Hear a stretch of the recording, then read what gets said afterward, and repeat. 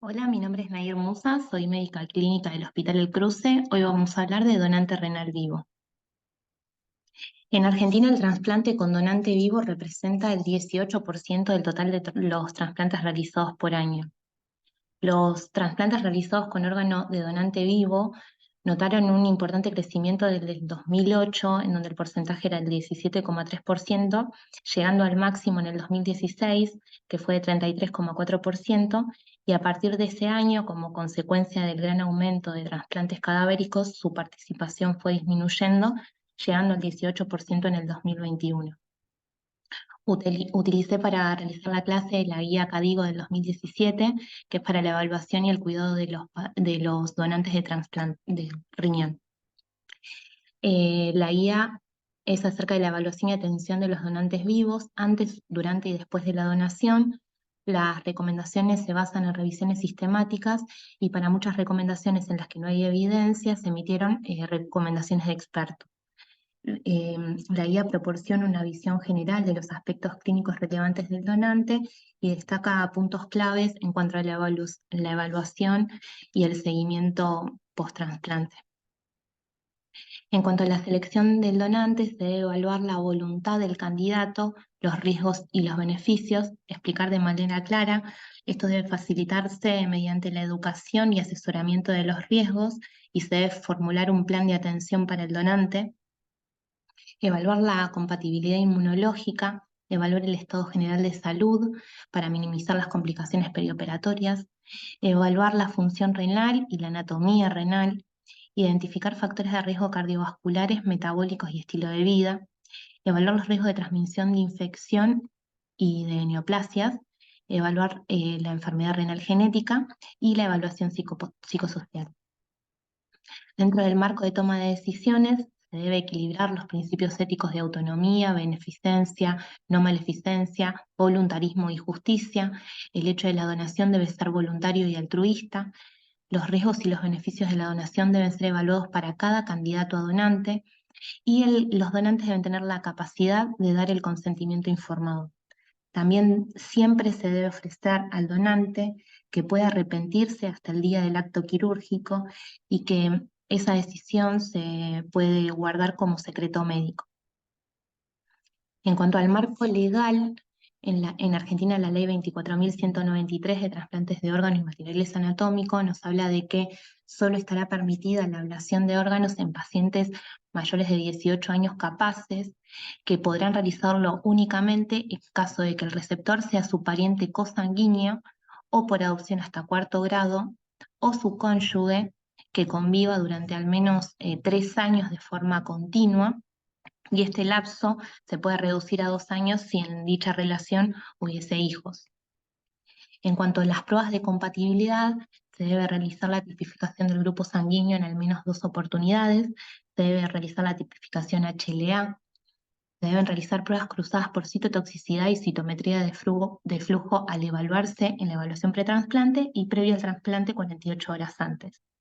Aquellos pacientes donantes con incompatibilidad HLA o con grupo sanguíneo, en el proceso de trasplante se debe realizar un acondicionamiento previo adecuado y hay que tener en cuenta que en este tipo de trasplantes en que existe incompatibilidad de HLA, la supervivencia del injerto es inferior a aquellos que tienen compatibilidad y los costos conlleva costos adicionales. Una prueba cruzada positiva por citotoxicidad excluye la posibilidad del trasplante. En cuanto a la tasa de filtrado glomerular, nosotros sabemos que la tasa de filtrado normal es de 90 mililitros minuto o más. La tasa de filtrado glomerular disminuida es de 60 a 89. La estimación de la tasa de filtrado glomerular debe ser mediante clearance medido, no se deben utilizar fórmulas de estimación porque subestiman los valores, y aquellos pacientes que tengan una tasa mayor a 90% son candidatos, y aquellos que tengan una tasa de filtrado glomerular menor a 60 deben excluirse, y aquellos que tengan una tasa de filtrado glomerular disminuida entre 60 y 89 debe individualizarse la toma de decisiones. En cuanto a la proteinuria, debe ser evaluada por albuminuria. Sabemos que en enfermedades glomerulares o en la enfermedad renal diabética, la excreción de albúmina en orina se puede evidenciar previa a la disminución de la tasa de filtrado glomerular. Entonces, el estudio de la albuminuria debe realizarse mediante la realización de la relación albúmina-creatinina y confirmarse por una albuminuria en orina de 24 horas. Aquellos pacientes con albuminuria inferior a 30 miligramos de decilitro son candidatos a donante.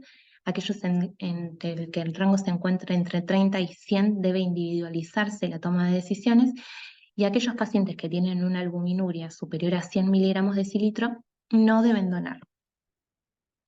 En cuanto a la hematuria, deben investigarse causas reversibles e irreversibles. Dentro de las causas podemos encontrar infecciones, malignidad, enfermedad glomerular y nefrolitiasis. Aquellos pacientes con causas reversibles de hematuria son candidatos a trasplante. En cuanto a los pacientes con causas irreversibles, como por ejemplo por nefropatía por IgA, no deben ser donantes. Este es un algoritmo para el diagnóstico de hematurias desde la utilización de menores recursos a mayores recursos. En cuanto a los pacientes con evaluación de cálculos renales, tenemos que saber que la prevalencia de los cálculos renales es del 6 al 9% en los hombres y del 3 al 4% en mujeres, y la mayoría de los cálculos están compuestos por oxalato de calcio. En aproximadamente el 5% de las personas, en el estudio anatómico por angiografía computada, se encuentran cálculos asintomáticos como parte de la evaluación del donante. También se encuentran calcificaciones muy pequeñas de 1 a 2 milímetros en las papilas renales, que se denominan placas de Randall, y estas calcificaciones no tienen implicancias pronósticas clínicas. En cuanto a los cálculos, son candidatos a donantes aquellos pacientes que solo tuvieron un episodio único alejado o en el que el cálculo es muy pequeño y se puede extraer.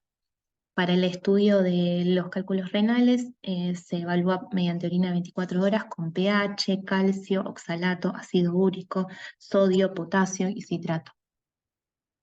En la evaluación de la hipertensión, aquellos donantes normotensos son candidatos, y aquellos pacientes que controlan la presión arterial dentro de límites normales con 1 o 2 drogas y no tiene evidencia de daño de órgano blanco también son candidatos a trasplante. A donante. Los factores de riesgo metabólicos, hay que evaluar el índice de masa corporal. Aquellos pacientes que tengan un índice de masa corporal mayor a 35 kilos metro no deben ser donantes, y aquellos en los que el índice de masa corporal es mayor a 30 debe individualizarse la toma de decisión. Los pacientes con diabetes tipo 1 no deben donar, y aquellos pacientes con diabetes tipo 2 también debe individualizarse continuar o no en la evaluación pretrasplante. El estudio de la diabetes debe hacerse mediante glucemia en ayunas y hemoglobina glicosilada. En cuanto al tabaquismo, se debe desaconsejar el hábito tabáquico, y a los pacientes previos a la nefrectomía, 4 semanas, se debe pedir que dejen de fumar. En cuanto a la dislipemia, se realiza en la evaluación del donante vivo un perfil lipídico como parte de la evaluación de factores de riesgo cardiovascular. En cuanto a la transmisión de infecciones, se realizarán serologías de HIV, hepatitis B, hepatitis C, Epstein-Barr, Chagas, sífilis, TBC, citomegalovirus y toxoplasmosis. Los donantes deben ser evaluados para detectar factores asociados a probabilidad de infecciones endémicas o inespecíficas, y los donantes con alguna infección potencialmente transmisible se deben sospechar los riesgos con el equipo de trasplante de realizar o no la donación. Se recomienda que todos los candidatos a donantes vivos se realicen las pruebas de HIV, hepatitis B y hepatitis C lo más cerca posible de la fecha de la operación, pero no más de 28 días. Todas las serologías que hayan sido negativas en la evaluación predonación deben repetirse bien cerca de la fecha quirúrgica. En cuanto a la detección de neoplasias, aquellos pacientes con neoplasias activas deben ser excluidos de la donación, exceptuando aquellos pacientes que tengan cáncer cutáneo no melanoma, Los pacientes con un quiste simple Bosniak-1 se pueden dejar en el donante si el paciente puede donar el riñón contralateral. Aquellos pacientes con quistes renal Bosniak-2 deben ser evaluados previamente por métodos de imagen como tomografía o resonancia para evaluar predictores de malignidad, para evitar el trasplante accidental de un riñón con un carcinoma de células claras. Y los candidatos con antecedentes de cáncer tratado que tienen riesgo bajo de transmisión o recurrencia pueden ser aceptables y se individualiza la toma de decisión. En cuanto a la enfermedad renal genética, deben evaluarse los pacientes candidatos a donación. Aquellos pacientes que tengan enfermedad renal crónica poliquística deben ser excluidos, y aquellos pacientes con enfermedad renal relacionada con la apolipoproteína 1 también deben ser excluidos. En cuanto a la evaluación psicosocial, se debe realizar una historia detallada de salud mental y consumo de sustancias, comprensión de los riesgos, la capacidad para tomar una decisión, la capacidad de afrontamiento, apoyo social, motivación y voluntariedad, y la relación entre el donante y el receptor. En cuanto a la cirugía, lo que se ofrece como técnica preferencial es la nefrectomía laparoscópica, tanto pura o mano asistida. La nefrectomía laparoscópica en el donante de riñón es una técnica que ofrece una recuperación precoz, con baja necesidad de analgésicos y un tiempo de internación corto. Esto es porque la incisión es mucho más pequeña, eso es lo que genera menos dolor, y debe utilizarse siempre y cuando el equipo de trasplante esté entrenado en la técnica. La nefrectomía laparoscópica eh, cursa con menos dolor, menos tiempo de internación, una reinserción laboral precoz. La tasa de conversión a cirugía abierta es del 1 al 1,8%, presentan una isquemia caliente de 2 a 17 minutos, siempre y cuando el equipo de trasplante esté entrenado con un adecuado dominio de la técnica. En cuanto al cuidado y seguimiento post-donación, los pacientes deben realizarse anualmente la medición de la presión arterial, del índice de masa corporal, la estimación de la tasa de filtrado glomerular, medición de albuminuria, revisión y promoción de un estilo de vida saludable que incluya ejercicios, dieta saludable, abstinencia al tabaco, revisión y apoyo de la salud y el bienestar psicosocial. También hay que hablar con el paciente de aquellos fármacos nefrotóxicos para que los evite. En cuanto a la función renal postdonación, el incremento del volumen renal compensa la tasa de filtrado glomerular. Inmediatamente posterior a la nefrectomía incrementa el flujo y eso alcanza el 70% de la tasa de filtrado glomerular basal. Y existen estudios que valoran los factores preexistentes asociados a la recuperación de la función renal, coincidiendo que una tasa de filtrado glomerular basal superior mejora la función renal al año de la donación. Las fórmulas de estimación de la tasa de filtrado glomerular subestiman los valores, así que se aconseja que cuando uno vaya a medir la tasa de filtrado glomerular sea por clearance medido. Este es el artículo que nos estudió la diferencia entre las tasas de estimación y el clearance medido. En conclusión, los pacientes candidatos a donación de riñón deben recibir una evaluación sistemática, los riesgos perioperatorios son aceptables y dentro de las consecuencias funcionales se encuentra el incremento en la prevalencia de la microalbuminuria y la hipertensión.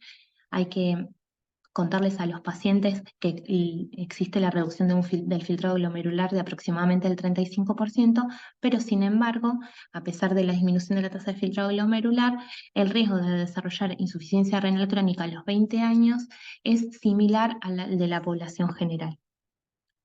Bueno, muchas gracias.